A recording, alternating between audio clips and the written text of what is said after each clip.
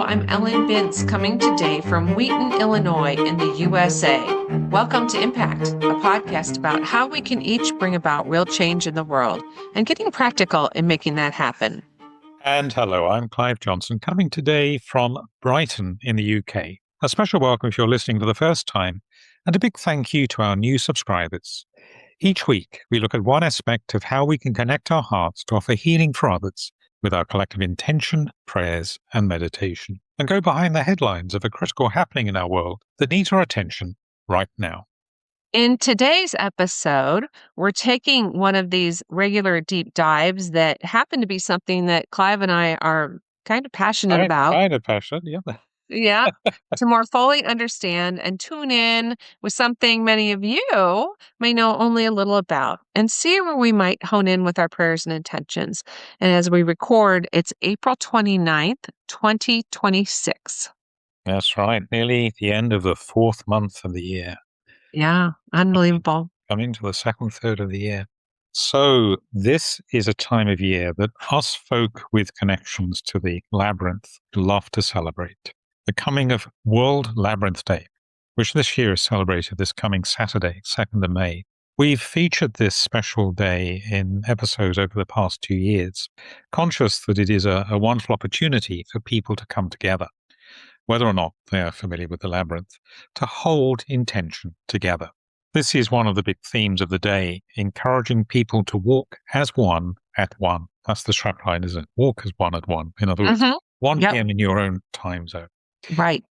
And the idea is to create a rolling wave of peace around the world. As in previous years, thousands will be doing so, we imagine, right around the world this year, including those who will be walking with their fingers using laptop labyrinths and also joining online communities. Using the labyrinth while holding intention is core to the practice of contemplative labyrinth activism, which many of our listeners know Ellen is a strong advocate for. We'll talk about that in a short while. But more generally this week, since we often talk about our passion for labyrinths, we thought we'd fill in a little bit with their history for listeners who may not be familiar with them, and then dip into why they have such appeal in contemplative activity. I was rather encouraged actually yesterday, talking of labyrinths. I'm starting to do a little bit of work with my local hospices in my own city, and found out yesterday they have a plan for a labyrinth, which is wonderful. Really quite wonderful. That's So great. it'd be quite wonderful to see that hopefully take form in the next year. Yeah. You can help them with that. Well, maybe I live locally to one of our mutual friends, a great labyrinth designer and expert, Jeff Sayward. Oh, I didn't know you lived close to Jeff. Yeah, he lives 2 or 3 miles from me. Oh, yeah, but we don't meet very often actually. But I thought Jeff and Kimberly, his wife, would probably be better contacts. Wonderful people. Yep. Absolutely. So let's start with the basic question. What is a labyrinth? The labyrinth is a single path that leads anyone who walks it toward a center, unlike a maze. There are no dead ends or blind passageways for getting lost. The path may be painted, cut into grass, marked out with stones, be paved with polished marble, or countless other ways. Labyrinths can be permanently laid out or be temporary, often painted on a canvas or some other material. They can also be of virtually any size, including small ones that you can sit on your lap for tracing with your finger, and any shape like a heart or a square or a circle. Absolutely. Yeah. I think I'm beginning to personally like, where finger labyrinths are concerned, the smaller the better, almost actually. Interesting. Not quite the size we have to use a stylus to follow. One you can still use with your finger, but I kind of like one you can almost just hold in one hand and feel the entire energy of the whole labyrinth. Yeah, I have some that are bigger and I have some that are smaller. I seem to like the ones that have grooves that I can use my finger and I don't have to be so intentional about where I'm going and get lost. But that's another metaphor, right? We'll get to later about getting lost. You can't get lost in the labyrinth.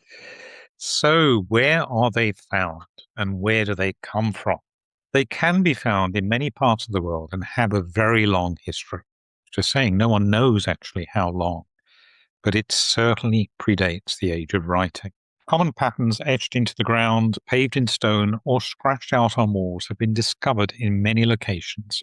Labyrinth petroglyphs, that is, rock carvings in Galicia, that's in northwest Spain, are thought to date to the early Bronze Age, and labyrinthine patterns found on old Babylonian tablets can be dated with reasonable certainty to around the same period. Early Etruscan examples have also been found. They're not owned by any one culture or religion, but have been particularly popular during different periods in history. They feature in many Roman mosaics, while by the 13th century of the Common Era they had been incorporated into the floors of a number of Northern Europe's great cathedrals. However, not everything that's called a labyrinth is truly a labyrinth. There's that famous story of the Minotaur from Greek mythology that I'm sure many listeners will have heard, which actually probably most likely refers to what we would now call a maze, including many dead ends and crossroads, designed in that case to keep the poor old Minotaur, because I always had a bit of sympathy for the Minotaur, safely imprisoned at the center. Various civilizations are known to have used labyrinths around the same time as the Greeks. For example, the story in the epic Mahabharata of Abhinmanyu, son of the great Arjuna, tells how the young man is taught how to make his way onto the battlefield and shown how to defeat his enemies, but not yet how to return. So it's a very similar, I always love these comparison stories, very similar story to the Minotaur story. This tale is depicted in Hindu lore as a labyrinth, which is depicted in numerous reliefs, as well as in Tantric and Jain literature. As I say, you also find that described in the Bhagavad Gita, part of the Mahabharata. Ancient examples of labyrinths are found in most continents, although their purpose remains a mystery. They've certainly been used for ceremonial purposes, as well as serving as gathering places. Most commonly, they've been used for walking. In earlier times, this was often part of a pilgrimage, but now it's normally for meditation and reflection. The classical form of labyrinth is a pattern that's often found today, and similar patterns have been found in labyrinths discovered in North America and India. Examples are found in Jain, Hindu, and Buddhist manuscripts, as we said, as well as designs seen in Java, Nepal, and Afghanistan. And that's one of the things I love about the labyrinth was that it was so multicultural and found in almost every society since archaeologists have been digging. And that's one of the things that attracted me was its universality. Yes.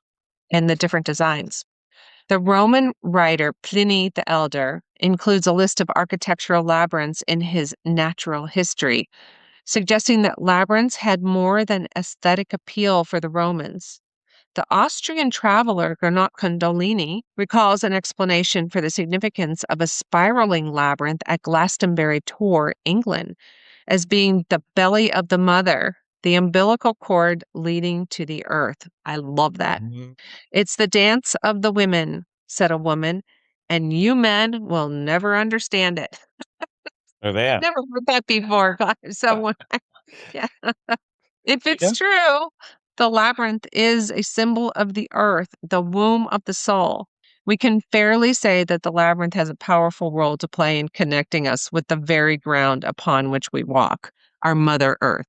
You know, I was looking just before we came online together, where I'm sitting at the moment, right beside me, I noticed this. Oh, Only beautiful. Alex can see this, of course, because we're on audio. Yes. There's a beautiful carved picture which depicts a tree with what, to my eyes, is not actually necessarily a labyrinth, but it looks a bit like a labyrinth. It does.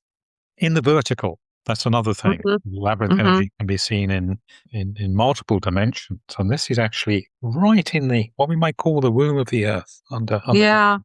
I thought that was a beautiful image, and literally just saw that just a few moments ago. I love that because I think we're going to get to this a little bit later, but yeah, dowsers often will find the place where labyrinths want to be. absolutely. And so when you think of the womb of the earth, it kind of makes that connection. And we know that, sometimes the land wants them. And we don't understand everything about the design in them and what, I think I can probably copy this and put in the show notes. Actually, it's not copied. Oh, yeah, that'd be great. It's a local site to where I am, Ditchling Beacon. which is on the Oh, South Downs. Beautiful, beautiful countryside. Not too, well, literally 2 or 3 miles from where I am. Yeah. oh, very cool. Although I've never noticed a labyrinth, of course, it's underground. Keeping- So, the history of labyrinths in the Americas remains a largely untold story. Drawings have been found in South America, while references among indigenous American peoples span several centuries. Labyrinth rock carvings are found in the southwestern United States, notably in New Mexico and Arizona. And this concept of the labyrinth as Mother Earth, the giver of life, is seen in many indigenous representations. Spiritual rebirth and the process of passing from one world to the next are also considered important in the labyrinth symbolism for the Tohono O'odham people.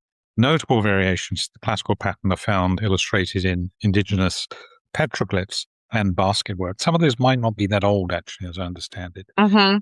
including a square labyrinth with 2 entrances and a pattern that combines both the familiar circuitous path of the classical labyrinth along with what appears like a spider leg distortion. And one of the most famous indigenous patterns is man in the maze, Yeah, which is symbolic of a person's life, yeah, the journey of their life. And yeah. that our listeners may, that may, remind you of something that you've seen.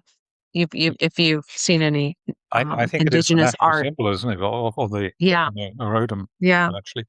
I have to say, I mean, we're not going to get into a discussion here, but I've increasingly come to see the labyrinth as a metaphor of many lives.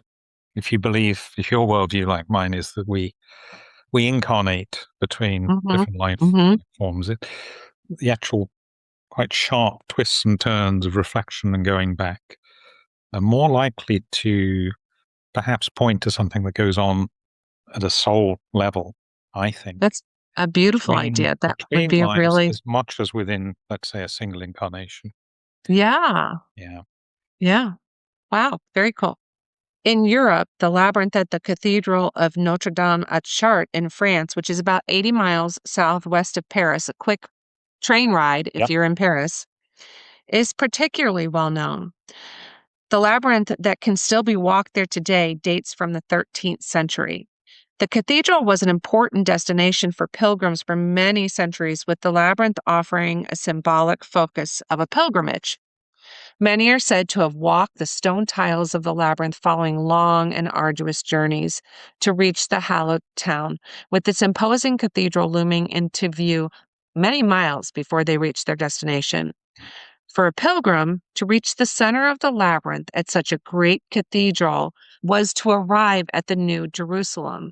Mm, And that's because the Crusades were happening yes. and people couldn't journey back to Mm, Jerusalem. So this was their symbolic alternative. mm, So it's thought. yeah. I'm not sure we have any confirmation on this is all supposition. The design of the Chartres Labyrinth is strikingly beautiful. It certainly is. And if you can get there, you should get there. Set into the pattern are 112 lunations or ornamental motifs that mark the labyrinth's outer border.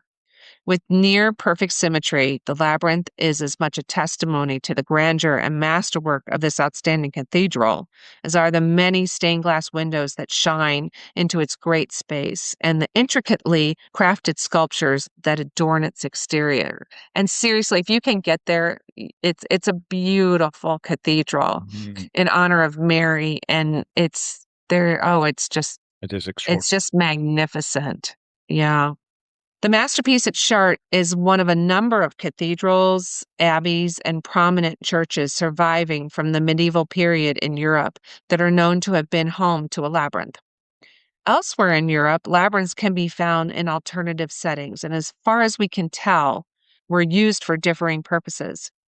Around the coast of Scandinavia and on the southern coastline of the Baltic Sea, for example, more than 600 labyrinths formed of stones have been found at locations that have become known as Troy towns.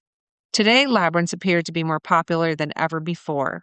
It's thought that more labyrinths have been created during the past 40 years than throughout all other human history. There are now thought to be over 5,000 labyrinths in the United States alone. Many of these are portable, painted onto a canvas mat or some other material. clubs, churches, temples, hospitals, town squares, public parks, prisons, my personal favorite, Mm. and schools are among the many places that labyrinths can be found. Mm. And we're going to put in the show notes a link to what's known as the Labyrinth Locator. It's an online, really very detailed directory, thousands of entries on there, certainly hundreds of entries on there from all over the world. So if you're wondering if there's a labyrinth near you, you may well be able to type in your local town, city name, and hopefully you find somewhere nearby. It probably will. Probably will. So, why do labyrinths have such appeal? And again, this is one of these questions we're not going to get the perfect answer to, I don't think, or kind of a one size fits all answer. Generally, from the time of the Romans onward, labyrinths have been considered a space for protection. They are safe spaces that hold us, even as we come into touch with our inner lives. The same is true of standing stone circles, forest groves, and circles of people. All are seen to contain a positive energy being held by a spirit of compassion. And whenever I host a labyrinth walk, which I don't do very often these days, but whenever I do that, for me, the role of holding space is by far the most important. Mm-hmm. As a nearly universal and ancient symbol that seems to have a powerful positive effect on anyone that encounters it, or most people at least, a labyrinth is often referred to as an archetype. In other words, something that speaks to us at a level that's hard to logically explain. The only real way to understand a little of the appeal of a labyrinth is actually to go and walk one. Most people who do that describe their experience as surprising. Labyrinths have a power to open our consciousness to something beyond ourselves and have an energy that's deeply connecting. Walking one often brings up different feelings, images, and thoughts. An awareness of being on the edge of the labyrinth, coming to the center, or making a turn might all arouse different thoughts or feelings. You may remember things that you've forgotten, find inspiration, or simply just enjoy the peace of being held in a safe space for a short while. And when others are walking the labyrinth at the same time, you may also at times become aware of being in a kind of dynamic dance or constellation with others. Such sensations, as well as the surprises the labyrinth can bring, a sudden turn, being back near the edge of the labyrinth, or indeed finally coming to the center, is always one of my favorites. It's like coming home, I think, Mm-hmm. are sometimes likened to the twists, turns, and different experiences of the path of life, as we've mentioned. And again, we mentioned the Tohono O'odham people with their man in the maze labyrinth pattern, and that life's path metaphor being there as well. Every time you walk a labyrinth, you may have a different experience. Similarly, we may never know what others are experiencing as they walk. The labyrinth offers a single path along which every person's journey is unique, yet a common center to which ultimately we all may come. So do go find and walk one if you never have before. And remember, there's no right or wrong way to walk a labyrinth. So, don't be intimidated or think this is something that's difficult to do. It's not. It's just a path of prayer, right? Yep. I mean, that's what some people like to say. And I remember my mom and dad would come to my labyrinth walks at the church, and my dad being a workaholic. I didn't really I just felt peace. And I thought that is a great accomplishment for someone who works a lot. Yes. But I have just a thick book of testimonies from inmates who walked the labyrinth because my work began working with inmates in our county jail near me, Mm. and the positive effect it had and how it helped them. And, being held in a safe space, as you were talking about, Clive, was deeply impactful to someone who is incarcerated. Yeah, that was one of the things that they loved about it. And walking together with the other women or the men, I was able to work with both. That was impactful too, that they all did this peacefully together, because that doesn't happen sometimes No, in incarcerated no, situations. no, That was impactful absolutely. too. There's so many life metaphors you can get when you walk the labyrinth alone or together. I think that's the fun thing to hear I, people I talk think about. I think so. And it's almost, you could almost say ignore everything we've said. I mean, it may be a maybe some interest to know what a labyrinth is and a little bit of the history and so on, but just come with an open mind and most importantly, an open heart. I think there's no instruction manual, is there? You don't need someone to tell you what to do. You're just following a path. And I think the crucial thing is coming with the right attitude, seeing that you're crossing a threshold, that you're going into this term I would use, sacred space, and allowing whatever may come to come. I love that you said that, Clive, that actually our listeners could ignore everything we've said until this point if you want. It generally applies It's to most things I say, doesn't it, normally? Yeah. It's interesting, gives you a little, history, knowledge, but it isn't the important thing to walking the labyrinth. Absolutely. Yeah. So, how are labyrinths used in intention work and especially in contemplative activism? And I do love that we are from across the pond from each other because you say contemplative and in the States we say contemplative. So there's a difference. Yes. I love that. Contemplative labyrinth activism uses labyrinth walking, shared intention, and heart-centered spiritual practice as a way to bring about social and global transformation. It sits within the broader stream of contemplative activism, which roots social action in inner stillness, reflection, and coherence, rather than in reactivity or adversarial struggle. The practice grew out of the work of the Legacy Labyrinth Project, which I am the director of Labyrinth Activism there, and draws on a research-based finding that walking in heart coherence with a shared focus intention for change or healing has powerful impact. And I am passionate about collective healing. So that there's two ways of doing contemplative labyrinth activism. And one of them is to walk together with an intention to find out what next steps should be and where you are being led to make an impact in the world or how to solve a problem or, together find answers. The other is to actually use the power of the collective. And I think in the past we've talked about the Maharishi effect of collective energy. And that is to actually send out the healing energy that you intend for. So participants walk a physical or finger labyrinth while focusing intention on a particular focus of intention. Ahead of walking, attention is given to bringing heart and mind into coherence and set a clear heart-based intention. So first, you individually have to be in coherence and heart-centered in order to have an effect. Then you internalize the intention.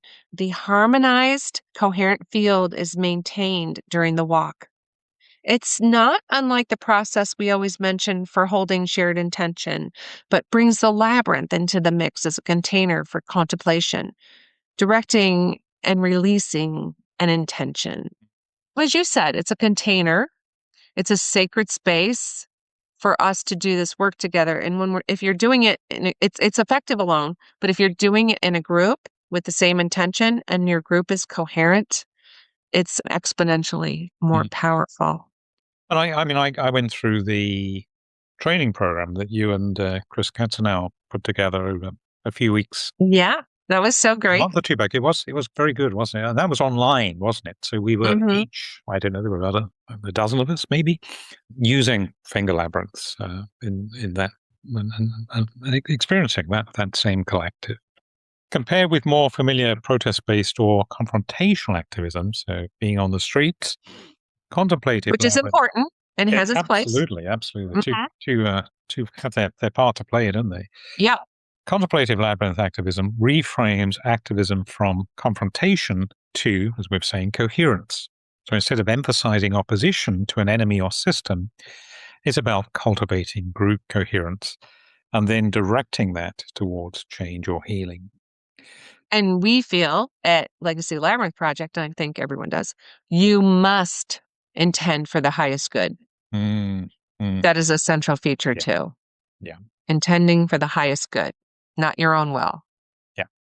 That applies to every intention we hold, doesn't it? And we propose, really. Yeah. It's kind of a given, even if we're not saying it explicitly.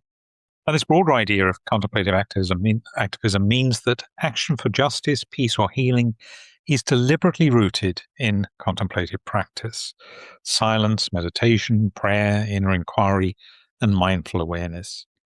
Writers from Christian contemplative traditions, one I'm most familiar with is Richard Rohr's Center for Action and Contemplation, Mhm. but also there are other Mhm. movements like Word Made Flesh, emphasize that deep prayer leads naturally to radical, self-giving action, and that contemplation makes us supple to be instruments of change. It's also a theme that I explore in detail. Mhm. Every opportunity to plug my recently Yes. released book, Immersive Prayer, which is very much on this subject as well, and looking Yes. at a Yes. Maharishi effect and lots of other research as well. Yet, while general contemplative activism is often loose in structure, encouraging people to integrate contemplative disciplines with whatever form their activism takes, organizing, writing, advocacy, accompanying others, and so on, contemplative labyrinth activism offers more of a structured approach, preparing, that is, cultivating coherence, as we say, setting intention, walking the labyrinth, either individually or within a group field, and then reflecting and discerning outer actions from what arises. The practice of, let's call it CLA, if I can just abbreviate, It's easier. Mhm. contemplative labyrinth activism, is taught, as we mentioned, through the offerings of the Legacy Labyrinth project. And you don't have to go on the 5-week course. There is an occasional 2-hour session, isn't there? That Mhm. sort of thing, which gives a good introduction. And there are also a variety of videos introducing it that are available on YouTube. You actually host a number of those videos, don't you? They're very, Mhm. very well put together. And Ellen also hosts, as we say every week, a monthly online circle, the Labyrinth Activist Network, which adopts the approach. And that's a gently guided approach. So it's suitable for anyone to join. Again, we'll put links in the show notes. Yeah, it's a very welcoming circle, very wise. We've been at it for about 3.5 years. So it's a place where we can put the CLA to work once a month, tackling some issue or learning something and be more than thrilled for any of our listeners to join us. It's a great community as well, isn't it? Yeah, There's it a lot is. of, I mean, from a purely social point of view, so a Yeah, connection point of view. And right. You'll love, learn a I love the lot book from club each other. idea, for example. We should mention one other major intention-focused initiative connected with World Labyrinth Day, and that's the Big Connection. And do you know how this began, Clive? So I've led World Labyrinth Day. I was the coordinator of World Labyrinth Day I since think you told me, 2021 to yes. last year. And Chris and I also connected with Legacy Labyrinth at the same time.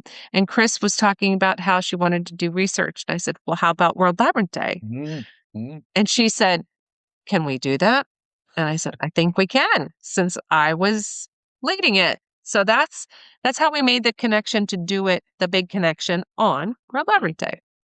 And this is a global labyrinth walking research project. And it was traditionally organized around World Labyrinth Day, and it studies what happens when people around the world walk labyrinths simultaneously with a shared compassionate intention. And we did it for 3 years. It was, as I said, it was created by Legacy Labyrinth Project in partnership with World Labyrinth Day organizers and researcher Dr. Jocelyn McGee of Baylor University. So Baylor partnered with us.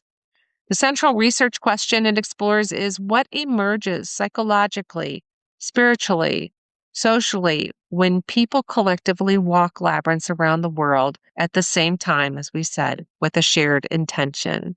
And the research is really powerful. If you maybe we can put a link to the findings. We've done Yes. other research since then that wasn't connected to World Labyrinth Day, which is impactful too, which is going to be released soon. Mm. Very interesting. Yeah, we put that in the show notes for sure. Yeah. And when the other one is released, we'll talk about that too, Mm. because I think it's powerful. The project invites labyrinth walkers to engage in heart-brain coherence with a shared intention and then complete surveys or reflective instruments. And the response, there were, I think, like 680 people signed up to do it, and 600 people did the survey. The amount of respondents was just amazing. Baylor was Mm. flabbergasted. It's it's a lot of data, isn't it? They have Yeah. to work with. Yeah. We said right at the outset, we have a real passion, both of us, around labyrinths. And I guess we have our own reasons. We've been Hmm. drawn to the labyrinths, as is the case with everyone. It's come through particular experiences. My own actually happened here in what used to be my home city, where I am at the moment, in Brighton and Hove, probably around 25 years ago now. And I first experienced the labyrinth at an event that would have occurred this time of year, interestingly, because it is the start next week of the Brighton Festival and Fringe Festival. Sadly, I'm not going to be here. It's sort of a warm up for Edinburgh, the biggest fringe Mm. festival of the year. So there's a lot of wonderful comedy and drama and music things going on all through the week, for the month indeed. But way back when, a labyrinth event played a part in that festival.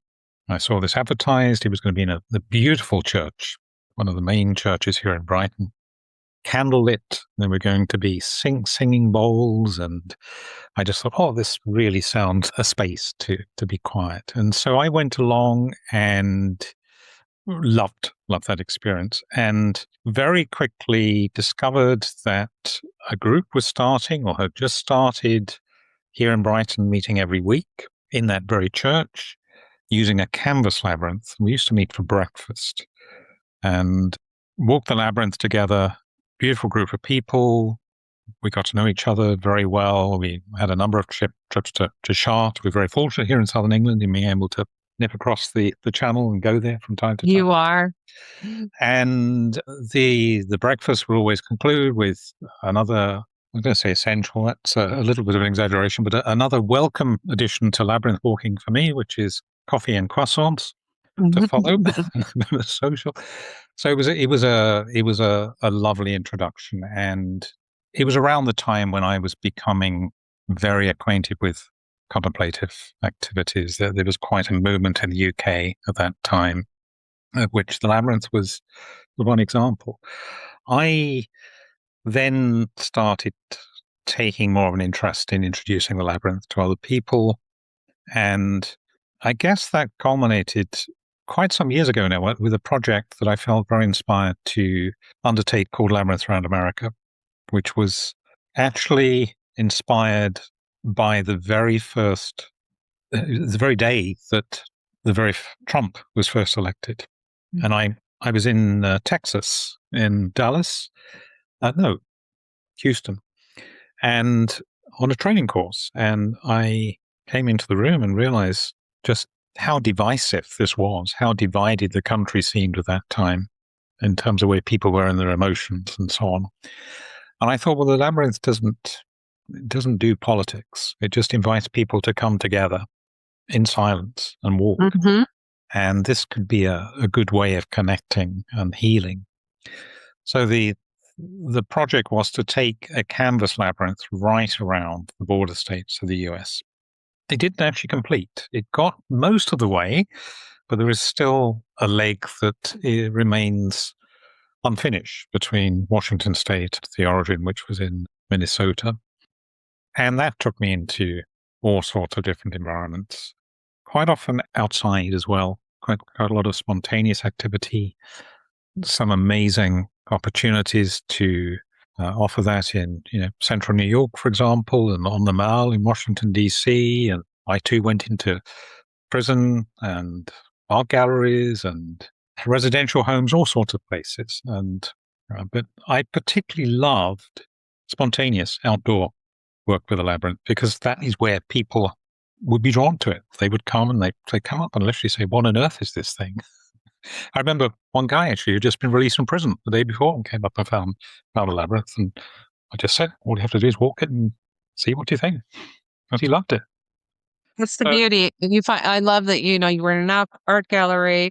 Yeah, You were probably in a park. You were, in a prison. It can be anywhere, it and can. it's for anyone. Hospitals, there's other place. Mm-hmm. Yeah, it's schools, of course, colleges. I remember having a labyrinth in a number of colleges around the time exams were being taken, so a lot of Mm-hmm. stress going on, and Yeah. providing exactly the sanctuary that the students Yeah. and indeed those invigilating the exams needed. Well, labyrinths in higher education are becoming more and more important for that reason, for stress, but also as an alternative, as we're talking about contemplative labyrinth activism, to show a different way There for is actually a, activism. a, a focus, isn't it? The day before World Labyrinth Day, very Yes, specifically on yes. how labyrinths are used in education. Yeah. Labyrinths in educational settings. Yes. And it's even that now some churches on the Sunday are doing prayers without borders. And that may become a third day of World Labyrinth Day to go Mm, into faith communities on Sundays and do a little something. So wonderful. that's very cool. Yeah, Have it definitely. grow that way. Mm. So how did you come to the labyrinth? I came to the labyrinth via my work with inmates, and my minister had bought a labyrinth to use after Taizé services, and he asked three of us to learn a little bit about it. And as I investigated, I found a woman in Monterey, California, who had taken it into a jail. And at the time, I was volunteering in her jail. It's a passion I've had since I was a senior in high school when I wrote a term paper about recidivism to be involved in that kind of work. And I thought, oh, this is perfect because I had been working with the inmates and realized the stress they were under. And so made a proposal to the county jail, and they told me that I could begin doing the program. Mm. So I did it for about 5 years and cross-gendered. In that time, I became trained with Lauren Artris, who we should mention is probably the person responsible for bringing it to the United States anyway, in San Francisco, California, and really growing the movement. Mhm. And I trained with her. And at the time, I just happened to be the only person in the world who had a program in a jail or a prison. This was in 2001. I just became the person like, hey, call Ellen if you want to do that work, nothing really fancy about it. And so I'm very proud to say I've helped labyrinths get into prisons and jails all over the world, helping Mm. people figure out programs to do that. But they stopped that program. And I also started the Global Healing Response a few years later and uniting, as we've talked about many times on our program, uniting how we respond to emergencies and disasters around the world with the Labyrinth community by setting up a day and a time that everyone would walk for healing. And that began my passion for collective healing and witnessing the power of that Mm. and the stories that came from that. That ignited that and made me aware of how important the collective is. And that led to me being connected with the Legacy Labyrinth Project and to the work I'm doing now. That's a wonderful So story. I'm super Mm. grateful to the Labyrinth because I literally have traveled around the world to meet people and to do my Labyrinth work. And I've seen so many, different parts of the world and experienced so many different things because of my Labyrinth work. And it's obviously impacted so many others as well. That work has really inspired others, and absolutely. So it's shown the path, quite literally, to go. Yeah. There are a lot of people doing great work with the Labyrinth. There's so Mm. much great stuff happening. Yeah. Yeah. So what we thought we would do today, and this is going to be quite brief actually. We're not going to go into a lot of detail around what contemplative labyrinth activism is. We've mentioned that a little bit already in this podcast, and we will put sources for to go away and hunt out further information, including videos by Ellen and others, in the show notes. But we're going to go straight in, kind of making an assumption that you've actually got the background and what this approach is, into a heart-brain meditation. And essentially the process, which has been really worked out through this research, hasn't it? We've really, Mhm. over many years now, actually evolved Mhm. this approach, is that we will And start. we have to give props to the Heart Math Institute, who has done so much research on heart brain meditations and coherence, and that's where we have gleaned much of our information about It's it. an incredible Hmm. source of research and information. Hmm. It really brings home the power of this. But we'll start by suggesting an intention that you may want to hold. So this will be what we'd normally propose as our suggested intention focus for the week. But if you are walking a labyrinth this World Labyrinth Day, or indeed this week, suggesting this as a single intention you might want to hold.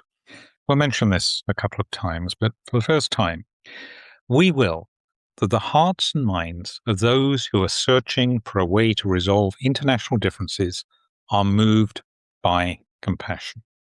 We will, for the hearts and minds of those who are searching for a way to resolve international differences, are moved by compassion. As always, we'll put that in the show notes as well. Then we'll go into a brief guided meditation, where the intention really is that we come into this state of coherence. And it may well be that we're all walking labyrinths physically at different times. But the beauty is, of course, that when we're talking about energetic work, that totally transcends time and space. So this sense that we are coming into coherence with others who will be holding this intention. Now, do you want me to guide the meditation, Alan? But Sure. maybe just say a couple of words about what happens afterwards. The idea then is that you would then walk a labyrinth, be that a finger labyrinth Yes. or one that you're actually, perhaps an outdoor or something laid in the ground that you can walk physically with your feet. Yes. But And if you're another piece of this that we suggest is that, and you could walk on World Labyrinth Day with the intention walking as one at one, or use our intention, but repeat the intention before you walk in. And then when you get to the center, to release it and, and release it and feel as though it has happened, that you have to, feeling that intention is an important piece for whenever we're intending for anything. So release it, feel as though it's already happened. And then when you walk out, feel like, damn, that's going to be so. And that's just a suggestion. You can do this any way you want, but we find that to be powerful for folks. Beautiful. So let's just take a moment to see if we can bring our heart and our mind into sync with each other. Many of us will know the basic steps of metta or loving kindness meditation. This idea that we are allowing ourselves to become present, to have our attention fully focused on being present and being with this intention, and inviting, firstly for ourselves, strength, compassion, this beautiful inflow of pure, unconditional, loving kindness energy. So being attentive, noticing how you're sitting, perhaps making any small adjustments that may be necessary in order to come into an attitude of being present for this work, inviting this flow of loving kindness and sitting with this compassion. Noticing how you're connected with the ground, the floor, the base of the seat, the cushion. Perhaps the soles of your feet resting on the carpet or the floor. I'm coming now to particularly focus on the breath. Breathing in, if you can, if it feels comfortable, through the nose, and exhaling through the mouth. And allowing yourself to travel with the breath. Let your attention follow the breath as you breathe in and settling, perhaps in the heart area. No need to actually do anything, just to use this inflowing of the breath, as it were, as a vehicle to take you to this place. And just allowing your breathing to continue rhythmically, slowly, trusting as it is that your entire nervous system is relaxing right now, and that you are becoming coherent with all the systems in your body. As always with meditations that we guide, if you find your mind wandering onto other things, just noticing when that happens and coming back to bring attention to the meditation and allowing the breath to be a means of re-anchoring, bringing you back to this point of holding attention within the heart area. You might like to contemplate something that brings you joy, happiness, gratitude, remembering a kindness, recalling the love of someone dear to you. Imagining, as it were, that your whole body could smile.